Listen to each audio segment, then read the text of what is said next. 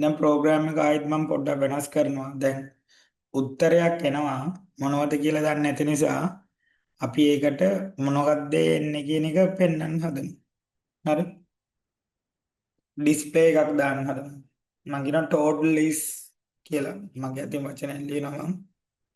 අකුරු ලියන නිසා single quotation total is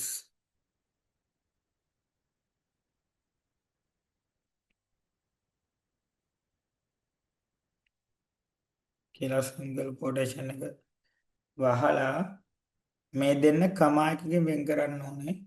අපේ ටෙක්ස්ට් එක අපි අතින් ලියපු ටෙක්ස්ට් එකත් අපේ ඉතුරු ගණිත කර්මයක් කමා එකකින් වෙන් කරනවා. එතකොට මේ දෙන්නෙක් විදියට ඉන්නවා. එක මේක ටෙක්ස්ට් එක අකුරු මෙයා ගණිත කර්ම. හරි. ඒක රන් කරලා බලමු දැන්.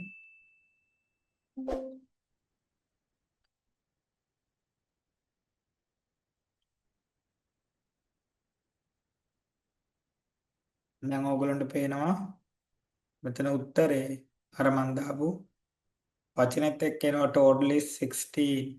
හරි. එතකොට අපිට මොන හරි එකක් යූසර්ට පෙන්වන්න ඕන නම් තව ටෙක්ස්ට් එකක් දාන්න ඕනේ. හරි. ඒවා අකුරු විදියට දානවා නම් ඩබල් කොටේෂන් ඇතුළේ අපි ලියනවා. අපේ වේරියබල් එක වෙන් කරන්න ඕන නම් කමා එකකින් වෙන් කරලා ඒක තියන්න පුළුවන්. ෆයිනල් ප්‍රොජෙක්ට් එක ටෙක්ස්ට් එකක් එක්ක අවුට්පුට් එකක් ගේන විදිය.